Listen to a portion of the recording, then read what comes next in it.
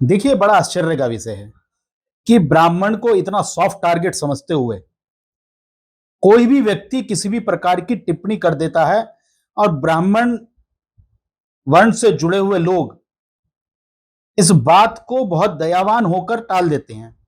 आज तक ऐसा होता आया है, लेकिन आज जिस प्रकार का आक्रोश इस पूरे ब्राह्मण समाज के अंदर है, वो समाज आज आक्रोशित है, उद्वेलित है।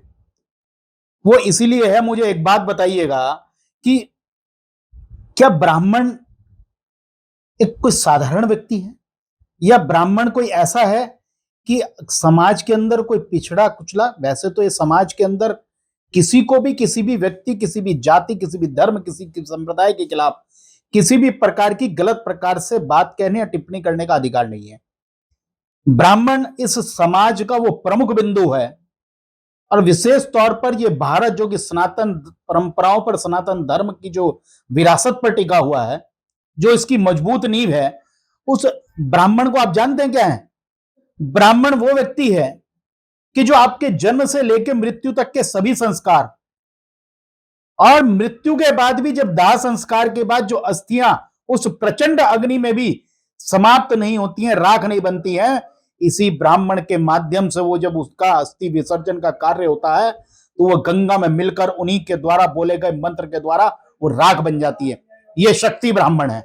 ये ब्राह्मण वही है, जब व्यक्ति जन्म लेता है तो जन्म लेने के बाद जब उसका पहला कार्य होता है कि उसको अब नाम दिया जाएगा, तो उस नामकरण संस्कार में ब्राह्मण की आवश्यकता होती है। उसके बाद जब उसको पहली बार अन्न ग्रहण कराया जाएगा तो अन्नप्राशन संस्कार हमारे यहां होता है, तब ब्राह्मण की आवश्यकता होती है। जब उसकी हाथ पैर अंग क्रियाएं करना शुरू कर देते हैं, तब वो ब्राह्मण का काम होता है, जब मुंडन संस्कार होता है। जब वो शिक्षा के लिए जाना शुरू हो जाता है तो उसका यज्ञोपवीत संस्कार, कर्णछेदन संस्कार, ये संस्कार किया हो जाए। जब विवाह लायक हो जाता है तो विवाह संस्कार होता है।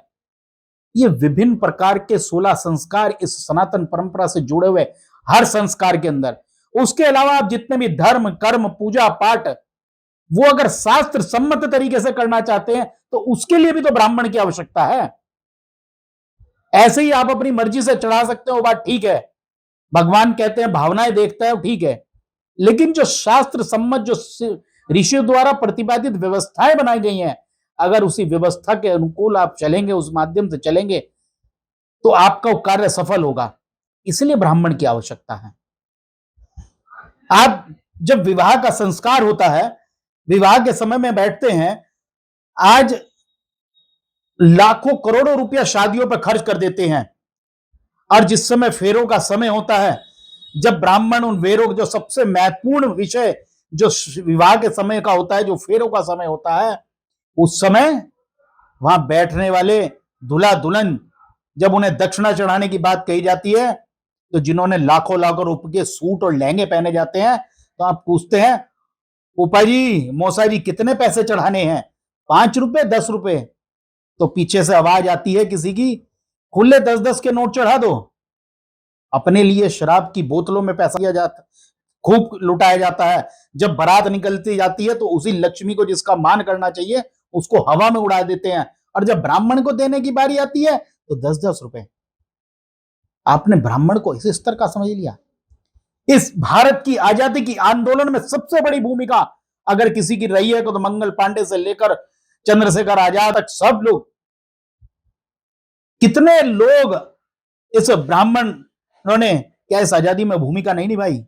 इस भारत को 1000 वर्ष तक गुलाम रखा, चाहे क्रांताओं ने, चाहे अंग्रेजों ने, लेकिन आज भी जो इसकी विरासत, जो इसकी अखंडता है, जो आज भी ये भारत जिस मजबूती के साथ आज चंद्रायन तक का सफर तय किया है, विश्व में आज भारत की जो छवि बनी है, विश्व में आज अपना ध्वज जिस प्रकार से बुलंद हो गया है, वो सिर्फ इस धर्म, कर्म, पूजा पाठ, पुण्य, इसी प्रताप के कारण जो इन ब्राह्मणों द्वारा जीवित रखे गए।